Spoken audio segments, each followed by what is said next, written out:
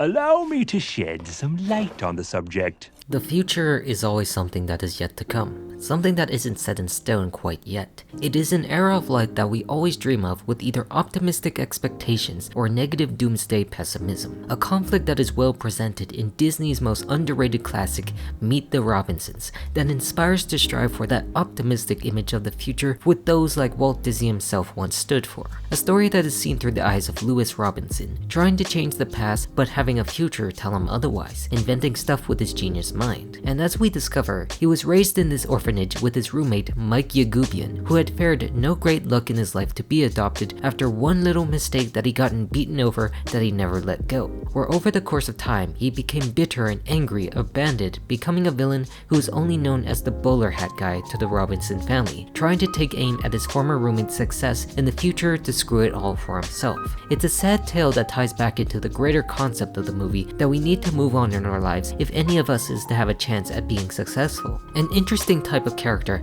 that also isn't the main villain of his very film, but actually the secondary antagonist when you realize the true character of the robot bowler hat, Doris. An invention that Louis also made but went horribly wrong, that it eventually tries to take over society with bowler hats, but how that is stopped when we decide not to invent that and move on to a different future that we decide. But even though the truth is that Doris might be the main villain and we will focus some on that, the real focus still relies on Mike Yagubian's character as a fellow roommate to the main hero who represents the darker half of himself if he had let the past affect him, leading him to do bad things we find out he really never wanted to do either, that is all acted out by this psychotic, artificially intelligent source. So when we look back on films like Meet the Robinsons, we look back on characters like Goob who become abandoned villains who deserve better in their lives if they only chose to know how to shape their own future. To start things off here, we have to begin when Louis was given up by his birth mom, setting the stage for the entire film. Raised in this orphanage, he was now trying to do his best to impress any eventual adopter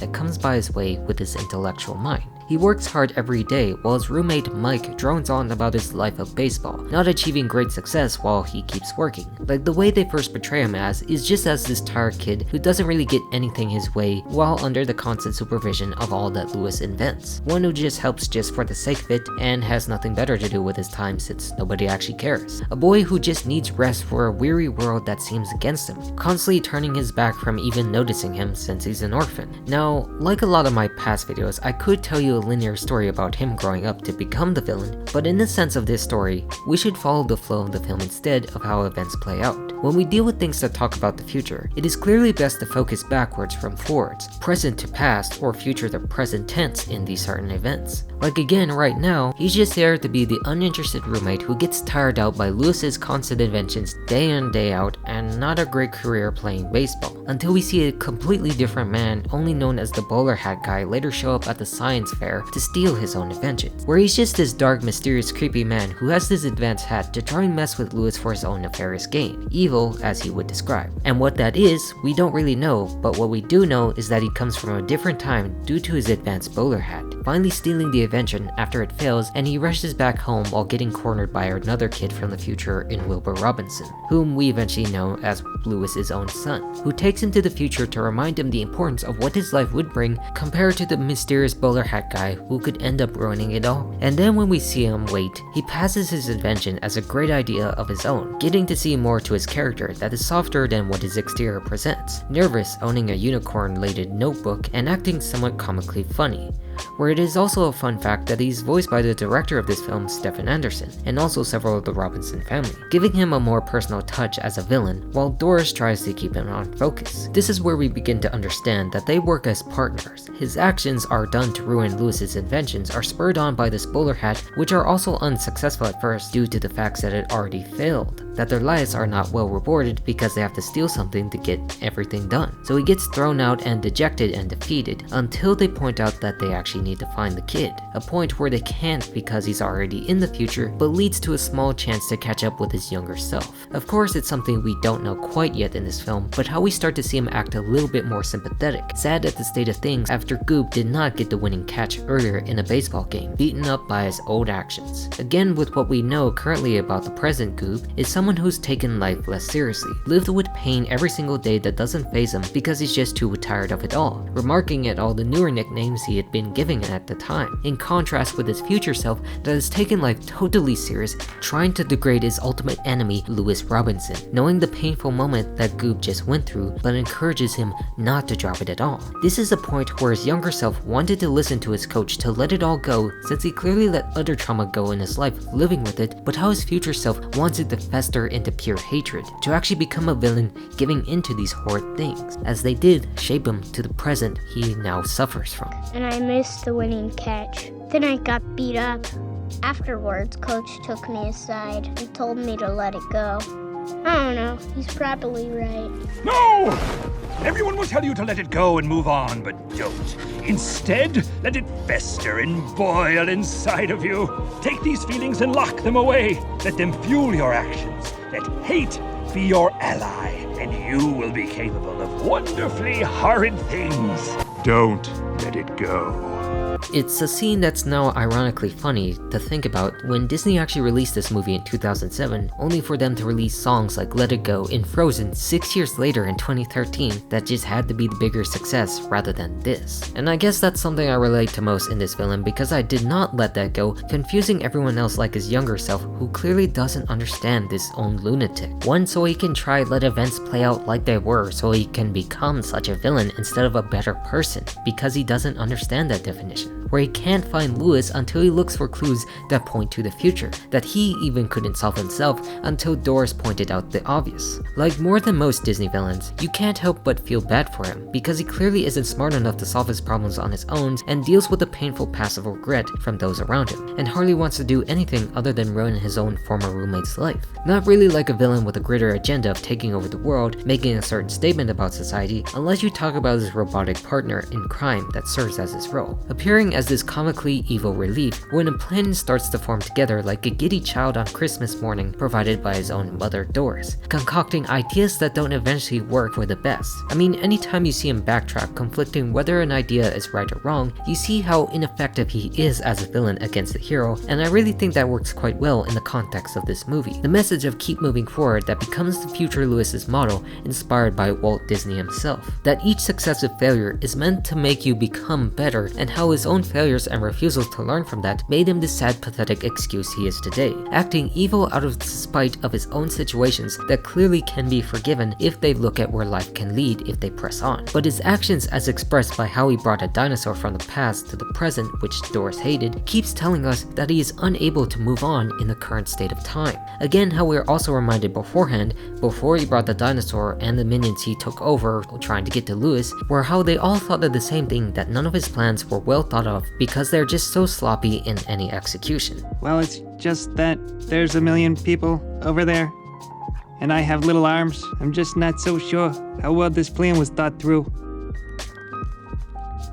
They lack planning or purpose because he's just thinking on the bitter side of life. You'll see this fact later plays out when he meets with Lewis eventually of how stupid it really is. Cause right now, we know who really is in charge when he finally gets slapped in the face for losing mini Doris and doing everything he thought was good up until this point. Bitterness allowing him to abandon knowledge or any intellectual attitude that would be useful against a boy genius inventor. Finally getting face to face with him afterwards when the truth was revealed to the Robinsons, on whom their side of things know he is the younger version of the family member and by extent Wilbur's father, now tricking him to take him to his mother if he fixes the machine he invented, finally revealing to himself that he is in fact Mike Yagubian, who never even removed his old clothes for so many years and stinks to high heaven. This is where he tells his backstory, going back to the day of the science fair where he got beaten up for not catching the ball since he was supremely tired, and how all he could think about in this timeline of events is bitter hatred for losing when nobody wanted him around, just like this infamous scene. Hey Goob, wanna come over to my house today?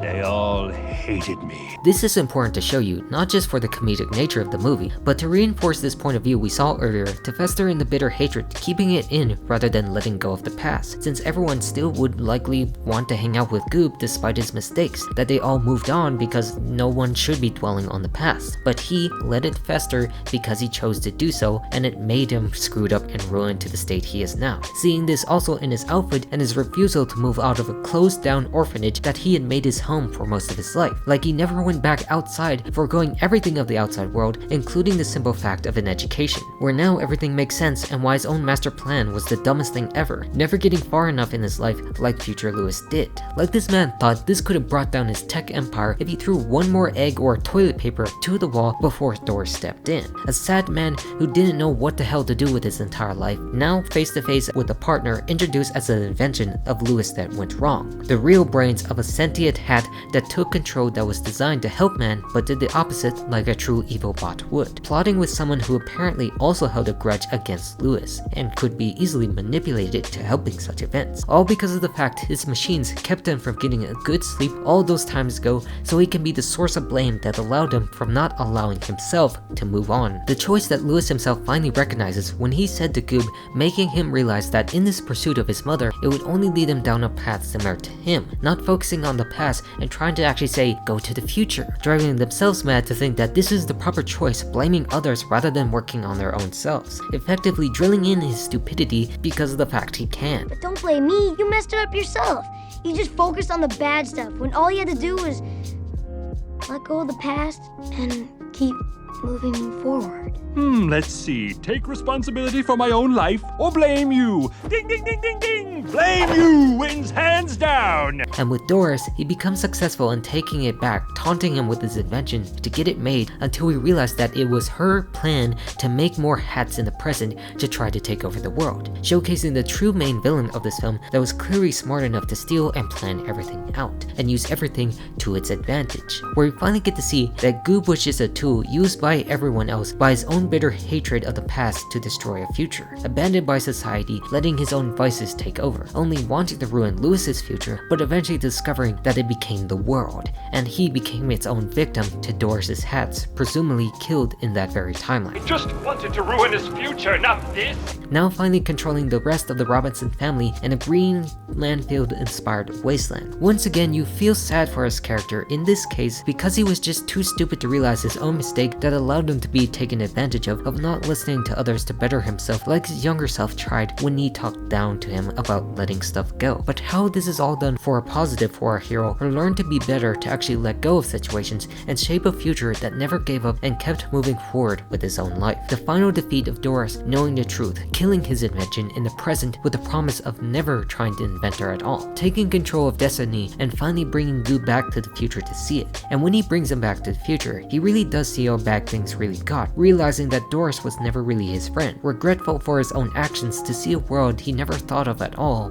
wanting. Doris, I thought she was my friend. Yet of course, as logic would like to imply, the future again changes back to the way things were, probably with the added bonus of Doris not even existing in anyone else's mind. This is all marked with the return of Wilbur, who immediately went to attack him for all that he did in the past, but how his father punishes him, wanting to give him a second chance in the future to adopt him a part of his family. But despite what happened, we can still make up for a better future trying to redeem this villain whom most people look down upon and straight up abandon. But unfortunately, to atone for his own sins and mistakes, he leaves them behind while they were talking, leaving his book where everything was crossed out except for one box that had a question mark about what to do next. Where after everything, he probably felt tremendous guilt, trying to affect his life for the worse, leaving with great sadness for all that he have done in his life, not knowing where to go next. A fate that leaves Lewis too with the same sadness, wanting to really change his life for the better, but can't now because it's not his own, going back to meet with his own future self. But then again, how it did inspire Lewis to move on from his real mother, not knowing where his future life would head at the beginning again at the science fair, to better not dwell on the past if you know where your life is headed to the future, bringing him back to the time just before the baseball game ended, where he gets the chance to wake Goob up, which of course, as we all know, ends up for the better when his teams cheer him on because he finally made that catch. And an interesting fact to bring up in this scene is how in one deleted scene, just after Lewis picks up Goob to go to the future, he actually takes a detour to the present and helps him rewrite that scenario that we just saw for present day Goob. He encourages him to take control of his destiny and realize what Lewis was talking about earlier in the film, where afterwards he does feel grateful and sad for showing him this truth, feeling stupid about what he planned his whole life, finally disappearing since he rewrote that whole destiny. And I kinda like this scene too to some degree, like the director said, where it gives our character a chance to redeem themselves and restart, but also realize that the final product was way more better to show him the effect they had upon the world instead of how Doris is still in in the scene and gets destroyed just soon after he leaves, compared to the final defeat with their true colors shown. More about the consequences that led him here that he regretfully leaves in shame that allows him to shape the future in the present instead, living with the fact instead of just fading into something new, even if it is much better to have the real characters themselves do it for them rather than others,